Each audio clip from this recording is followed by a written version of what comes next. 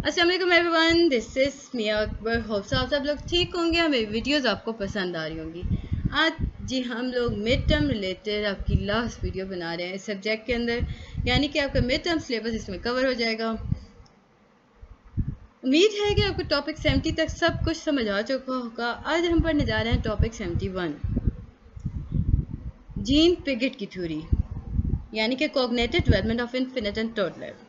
1952 के अंदर gene Piaget ने एक थ्योरी दी थी जिसमें उसने बात की थी स्कीमा की, अडॉप्शन, एसिमुलेशन, अकोमोडेशन की। अब स्कीमा है क्या?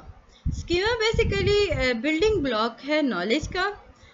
फॉर एग्जांपल हम उसे पेजेस एक फाइल के अंदर रखते हैं, उसे कनेक्टिविटी देते हैं, उन पेजेस को, उनके अंदर वो जो कनेक्टिविटी होती है उसे हम कहते हैं स्कीमेस है।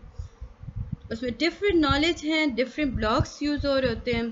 तो आप कह सकते हो कि आपकी इन्फॉर्मेशन जो कि आप किसी भी इंडिविजुअल को इन्फॉर्म करते हो कि आपने हर इन्फॉर्मेशन को लेकर कैसे रिएक्ट करना है, वो सारा कुछ स्कीमा के अंदर आता है।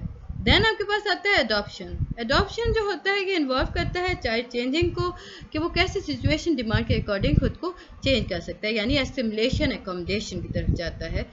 एसिमुलेशन है क्या? एसिमुलेशन बेसिकली आप एग्जिस्टिंग स्कीमा के बारे में बात करते हो, और आपके पास जब एग्जिस्टिंग स्कीमा होता है ना, आप कैसे डील कर रहे हो किसी नए ऑब्जेक्ट और सिचुएशन को। तो ये पूरे प्रोसेस को हम देखते हैं कि अब इस पुराने यानी एग्जिस्टिंग स्कीमा के अंदर आप न्यू इन्फॉर्मेशन जब ऐड करते हो तो इस पूरे प्रोसेस को हम कहते हैं कि एसिमुलेशन हो रही है। अकोमोडेशन बेसिकली इसमें हम मॉडिफाई करते हैं एग्जिस्टिंग स्कीमास को, आइडियाज़ को, results of new information, new experience के बारे में बात करते हैं। देन आपके पास आता है accumulation.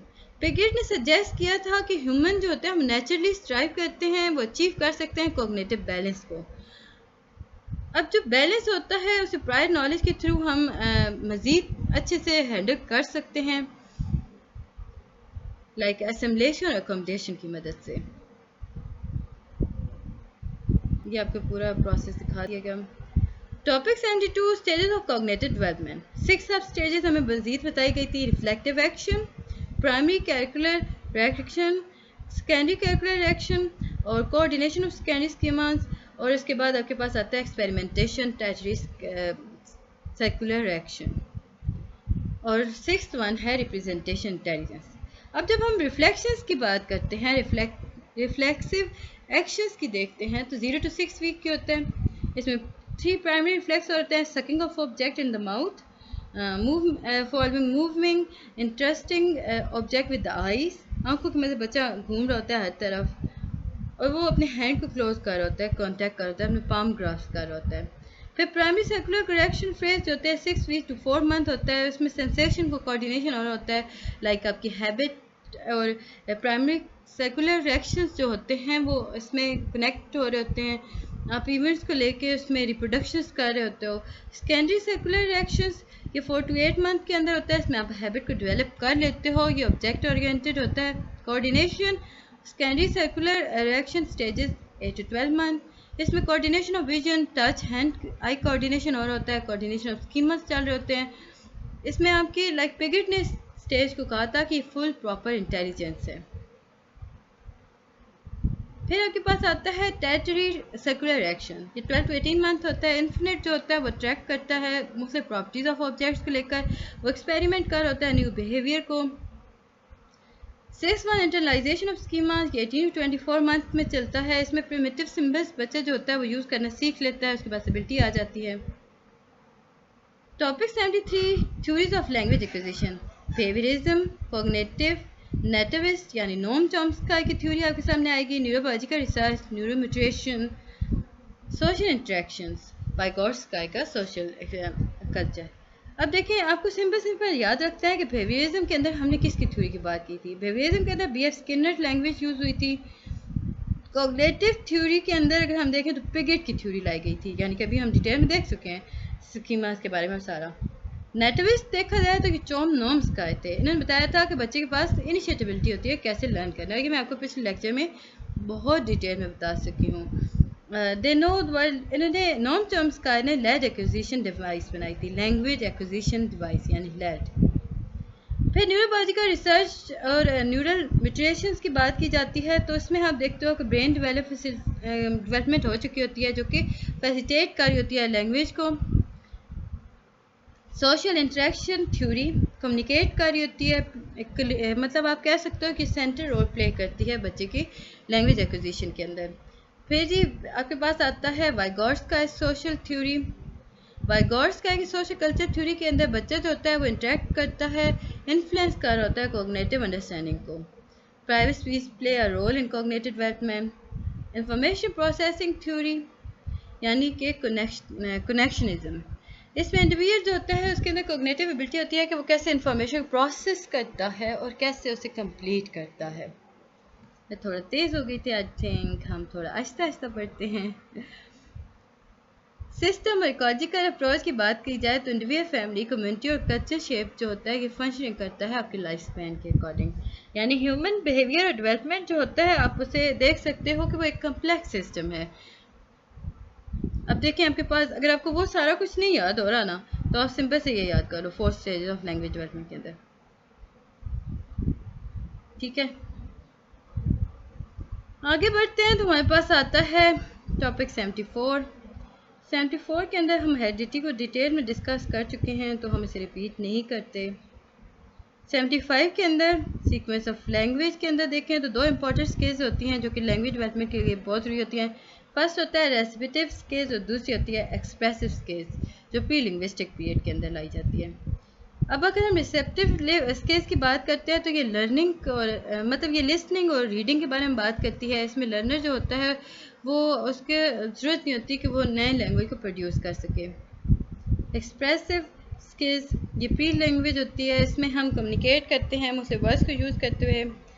Topic 76 stages of language acquisition development. First language की स्टेज जो होती है प्री लिंग्विस्टिक स्टेज, इसमें मतलब स्पीच जो होती है वो डेवलप होती है। इसमें बच्चा जो होता है वो क्यूइंग करता है, बैबलिंग कर रहा होता है, क्राइंग कर रहा होता है। लाइक फॉर एग्जांपल वो दा दा दा कर रहा होता है, मामा मामा मामा इस तरह आवाज़ निकाल रहा होता है। फिर जी आपके पास आता है बच्चा जो होता है ना मुख्तलिफ सिंबल मतलब मुख्तलिफ सेलेबल्स को यूज़ कर रहा होता है जिसके अंदर कॉन्स्टेंट प्लस वॉवल्स यूज़ हो रहे होते हैं जिसे हम कहते हैं रीडुप्लिकेशन। रीडुप्लिकेशन जो होता है ये basically frequent repetition of syllabic word हो रहा था, लाइक अदा अदा अदा, तो बच्चा ये बार बार रिपीट कर रहा है, रिपीट करने को हम रीडुप्लिकेशन कहते हैं। टॉपिक 77 होलोफ्रास्टिक स्टेज, ये सेकेंड स्टेज है, 11 मंथ से 1.5 ईयर तक चलती है। वन वर्ड स्टेज जिसे कहा जाता है। डिटेल में हमने देखा कि वन वर्ड स्टेज कौन सी थी, टू वर्ड स्टेज क्या थी। लाइक हम वन वर्ड में एक बच्चा एक लफ्ज़ बोलता है, मिल्क, मम्मी, डॉगी, सेम। अब जो टू वर्ड स्टेज होती है इसमें बच्चा थोड़ा ज़्यादा बोलना शुरू करता है, दैट, डॉगी, मम्मी, मिल्क, तो इस तरह की बातें करना शुरू कर देता है। टॉपिक 78 टेलीग्राफिक स्पीच, ये थर्ड स्टेज होती है जी। इस स्टेज के अंदर बच्चा जो होता है शॉर्ट सिंपल सेंटेंसेस को यूज़ करना शुरू कर देता है, वो बोलना शुरू कर देता है। एग्जांपल लाइक बच्चा कहता है doggy bark, birdie fly, baby sleep, तो ऐसे वो अल्फाज यूज़ करना शुरू कर देता है। देन आपके पास ये इंपॉर्टेंट आता है 79 पे स्टेज ऑफ कॉग्निटिव डेवलपमेंट के अंदर। अब हम देखते हैं लैंग्वेज डेवलपमेंट की जो स्टेजेस होती हैं उन्हें कहा जाता है ग्रामेटिकल मॉर्फीम स्टेज। याद रखिएगा कॉग्निटिव डेवलपमेंट में लैंग्वेज की जो आप सीखते हो ना लैंग्वेज डेवलपमेंट, उसकी स्टेजेस को हम कहते हैं कि grammatical morpheme stage. Complex period होता है 3 to 5 ईयर का। इसमें हम बात करते हैं मॉर्फोलॉजिकल डेवलपमेंट हो रही होती है, एनालाइज किया जा रहा होता है, बच्चे की लेंथ ऑफ अटरेंस के बारे में बात की जाती है, mean length of utterance. MLU stand for mean length of utterance. हर बच्चा जो होता है वो सिर्फ मॉर्फीम्स यूज़ कर रहा होता है, कभी कभार वो 2 से 3 वर्ड अटरेंस को यूज़ कर रहा होता है, एक्वायर कर रहा होता है, एलिब्रेट कर रहा होता है। इसमें प्रेपोजिशन, आर्टिकल, ऑक्सिलरी यूज़ हो रहे होते हैं, प्लूरल और टेंस मेकिंग इन्फ्लेक्शंस हो रहे होते हैं। फॉर एग्जांपल अब जो वर्ड कैट है मॉर्फीम के बाद वो बना कैट्स, तो इसका मतलब हुआ कि यहाँ पे हमने एस को इजाफा कर दिया, उसकी प्लेरिटी के लिए आए। माइलस्टोन्स की अगर हम बात करते हैं ना तो इसमें आपका नहीं आता पेपर में ये। Topic 80 emotional psychosocial mental health psycho emotional development को अंदर देखा जाए तो ये पर्सन की एबिलिटी है कि वो कैसे मास्टर करता है अपनी इमोशंस को, ability to relate the others. इसमें वो टेम्परमेंट, अटैचमेंट और इसके फेशियल एक्सप्रेशंस की बात कर रहा होता है। वो अपनी फेशियल एक्सप्रेशन से बता रहा होता है वो कितना अटैच है, कितना उसके अंदर टेम्परमेंट हो रहा है। ये 8 to 9 मंथ के अंदर देखा जाए तो इन्फिनिट जो होता है वो एक्सप्रेस करता है अपने बेसिक इमोशंस को, जॉय, एंगर, फियर को। 18 to 14 24 मंथ के अंदर वो कम्प्लेक्स इमोशंस की तरफ आ जाता है, pride, guilt, shame. 15 to 18 month के अंदर वो अंडरस्टैंड करता है खुद को। इसके बाद ही topic 81 emotional psychosocial mental health. अब ये जो मेंटल हेल्थ होती है इन्फिनिट पे काफ़ी ज़्यादा असर कर रही होती है। बेबीज़ जो होते हैं वो पैदा होते हैं सोशल क्रिएचर के तौर पे। लाइक हम उसमें मुख्तलिफ behaviour, variety of wide variety of behaviour होता है। उसमें वो कम्प्लेक्स ऑफ फैक्टर यूज़ कर होता है, इंटरेक्ट कर होता है दूसरों से बच्चा। उम्मीद है कि आपको ये सारी चीज़ें समझ आ रही होंगी। काइंडली मेरे चैनल को लाइक और सब्सक्राइब ज़रूर कर दीजिएगा। वीडियो पसंद आती है तो कमेंट करें। जिन लोगों ने मुझे अभी तक सब्सक्राइब नहीं किया, मेरी वीडियोस को लाइक नहीं किया, तो अब देखें मैं अब मिड टर्म का लास्ट पे आ गई हूँ, तो काइंडली अब तो कर दें। Social behaviour by 2 to 3 month infinite जो होता है वो पार्टिसिपेट कर लेना शुरू कर देता है सिंपल सोशल इंटरेक्शंस को। अच्छा, मुझे याद आया, आप लोग ना मुझे कमेंट्स कर रहे हो कि मैं आपको सिंपल रीडिंग करके बता रही हूँ, तो रीडिंग आप खुद भी कर सकते हो। तो देखिए ऐसी बात मत किया करें, मैं आपको पेपर पॉइंट ऑफ व्यू से बता रही होती हूँ। मैं आपको ये सेपरेट शॉर्ट लेक्चर्स नहीं दे रही होती कि मैं खुद से आपको इसमें ऐड करके आपका इन्हांस करती रहूँ हर चीज़ को, आपके IQ लेवल को इन्हांस करें। मैं चाहती हूँ कि आपको इतना सिंपल कर दूँ ना कि अगर उस रिलेटेड आपके पास कोई क्वेश्चन आता है ना तो आप सेकेंड्स में से कर लो।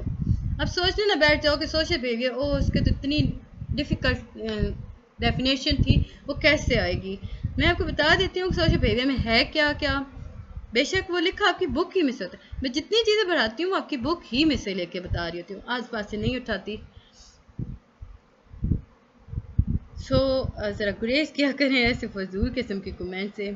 बाय 2 to 3 मंथ्स आपको नहीं पसंद आ रहा, आप छोड़ दो, आप किसी और की वीडियो देख लो। अच्छा, बाय 2 to 3 मंथ इन्फिनिट जो होते हैं वो पार्टिसिपेट करते हैं सिंपल सोशल इंटरेक्शंस। लाइक वो जब दूसरों से इंटरेक्ट कर रहे होते हैं ना, वो उनके गेस्टर्स को कोऑर्डिनेट कर रहे होते हैं, यानी उनके फेशियल एक्सप्रेशन को कॉपी कर रहे होते हैं। वो उनके लाइक बेबी स्टार स्माइलिंग, वो अटेंशन देता है दूसरे को, उसको ग्रैब कर रहा होता है। 82 लास्ट टॉपिक है आपका mid term, crying and imitation. Crying ये एक बहुत सिंपल टर्म है जिसके अंदर हम बात करते हैं शोर मचाना। लाइक बच्चा जब रोता है वो चीखता है। न्यू बॉर्न जो होता है वो उसका मेन वे होता है कम्युनिकेटिंग का कि वो अपनी नीड के बारे में बताएगा, वो रोएगा। लाइक वो सफ़र करेगा कि आपको ये उससे ये चीज़ ज़रूरत है। क्राइंग पीक जो होती है वो अबाउट 6 वीक तक होती है। बच्चा जो होता है वो 6 वीक तक मुसलसल रो रहा होता है। लाइक अगर हम देखें ना, इसकी 3 टाइप्स होती हैं। हंगर क्राई होती है, एंगर क्राई होती है और पेन क्राई होती है। कभी कभी बच्चा भूख की वजह से रो रहा होता है, कभी कभी से गुस्सा आ रहा होता है तो भी रो रहा होता है, कभी कभी से दर्द फील हो रहा है वो रो रहा होता है। Imitation ability to learn behaviour by observing other people action. देखिए इमिटेट कर रहा है ना, यानी वो दूसरों को कॉपी कर रहा है, उनके बिहेवियर को लर्न कर रहा है। ये 6 to 8 मंथ के अंदर हो रही होती है। इमिटेशन जो होती है ये एसेंशियल होती है हर लर्निंग प्रोसेस को लेकर। इसमें सोशलाइजिंग हो रही होती है। इमिटेट बिहेवियर जो होता है ये पेरेंट्स का भी होता है। लाइक अब इन्फिनिट जो होता है फर्स्ट सोशल एक्सपीरियंस वो अपने पेरेंट्स से ले रहा होता है। जब उनका बिहेवियर देखेगा तो वो उसे रिलेट करेगा, वो उसके इमोशनल डेवलपमेंट उसमें होगी। अगर पेरेंट्स, माँ अगर गुस्से से देखे, गुस्से से बात करे, बच्चा सेकंड्स में रोना शुरू कर देगा। माँ अगर उसके माँ या फादर या कोई भी उसका बहन भाई आप कह लो कि वो उससे प्यार से बात कर रहे हैं, उसके इमोशंस एक्सप्रेशन के देखा जाए तो बच्चा खुशी से मुस्कुराएगा। तो ये था जी आज की वीडियो। उम्मीद है कि आपको समझ और पसंद आई होगी। मिलते हैं नेक्स्ट वीडियो में, तब तक के लिए अल्लाह हाफिज़ and best of luck for your mid term.